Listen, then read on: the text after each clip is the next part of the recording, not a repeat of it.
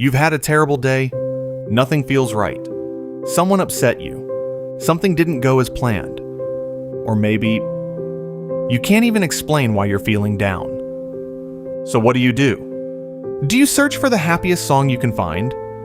Something upbeat, something cheerful, something guaranteed to lift your mood? Usually, no. Instead, you somehow end up playing the saddest song you know.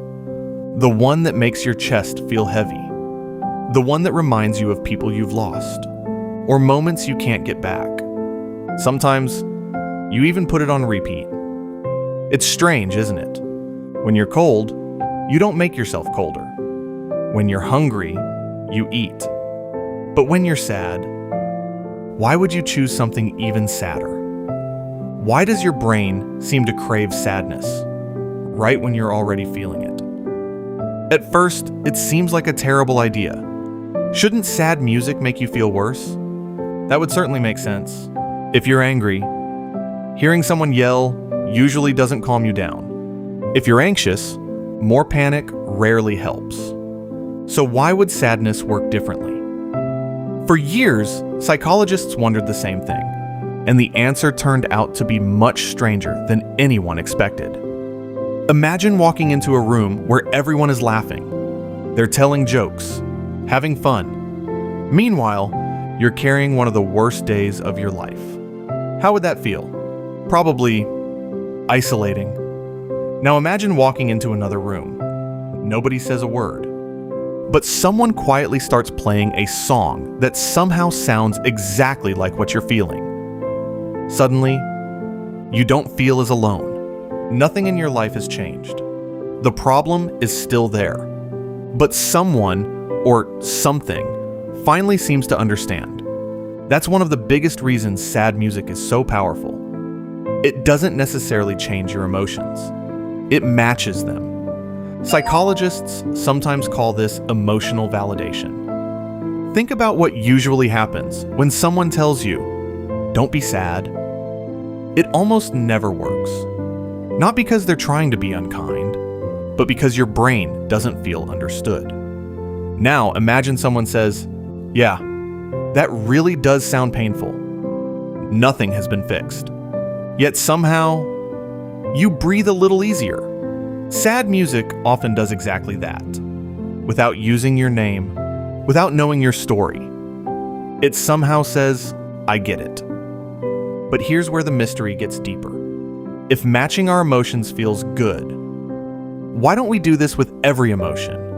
When you're terrified, you probably don't search for horror movie soundtracks. When you're furious, you don't usually blast recordings of people screaming at each other. So sadness must be different somehow. And it is.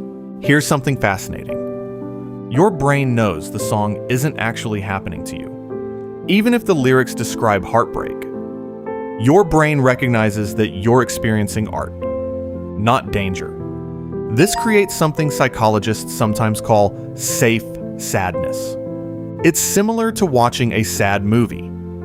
You experience the emotion without facing the real-life consequences. Think about riding a roller coaster. Your body reacts, your heart races, but deep down, you know you're safe. Sad music works in a surprisingly similar way. It lets you experience painful emotions inside a protected space. But that's still not the whole story. Have you ever noticed that some songs don't just make you sad? They make you remember. One lyric, and suddenly you're back in high school. One melody, and you're sitting in your childhood bedroom. One chorus, and you remember someone you haven't thought about in years. Music has an incredible connection with memory. It acts less like a playlist, and more like a time machine. Unlike photographs, which mostly remind us what something looked like, songs often bring back what it felt like. That's why a 3-minute track can sometimes unlock memories that seemed completely forgotten. Now imagine your emotions as puzzle pieces. When something painful happens, your brain doesn't just want the feeling to disappear. It wants the story to make sense.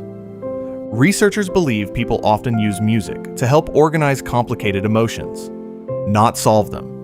Organize them. Imagine dumping thousands of papers onto the floor. Everything is scattered.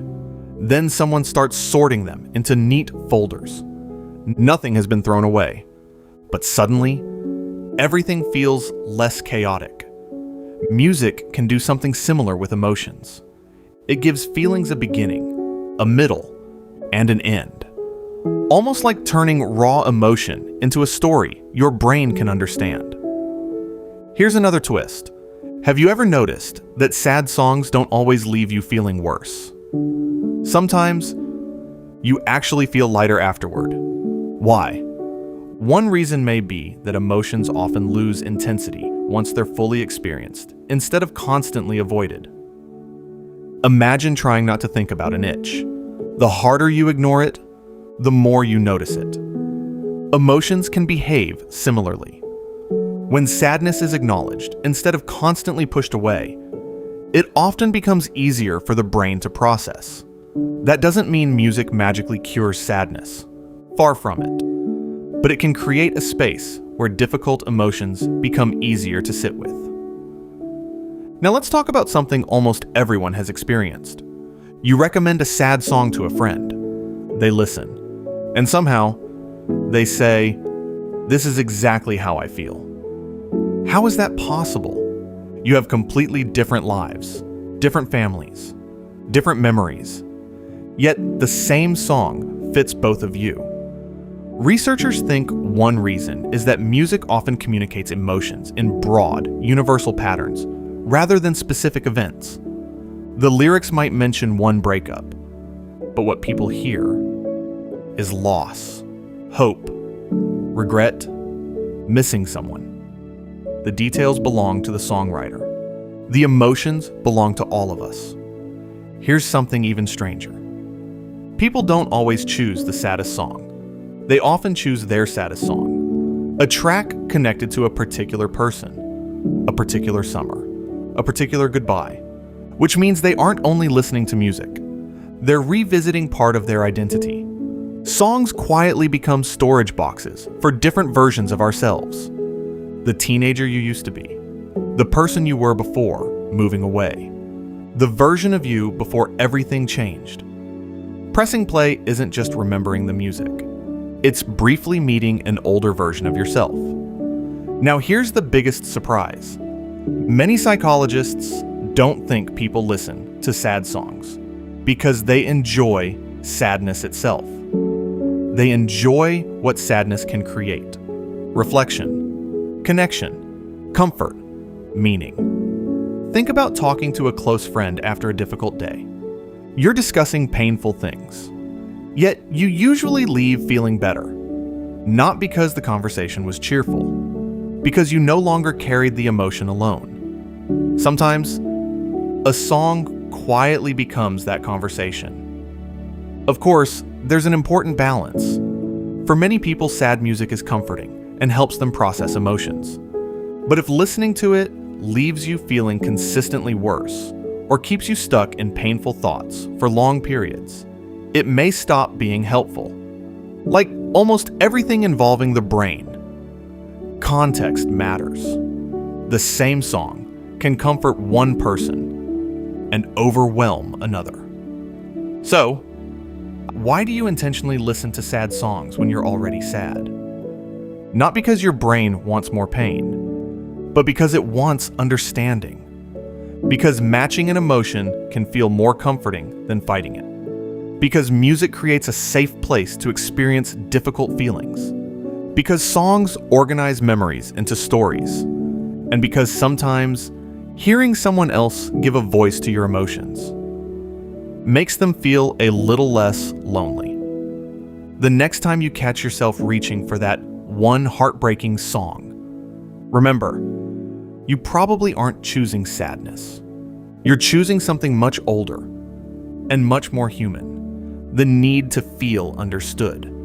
And if you've ever thought, why does this song understand me better than most people? You're in the right place. Subscribe to Science Behind You, where we uncover the hidden science behind the strange things we all do without thinking. Because sometimes, the songs we play the most aren't telling us how we feel. They're helping us figure it out.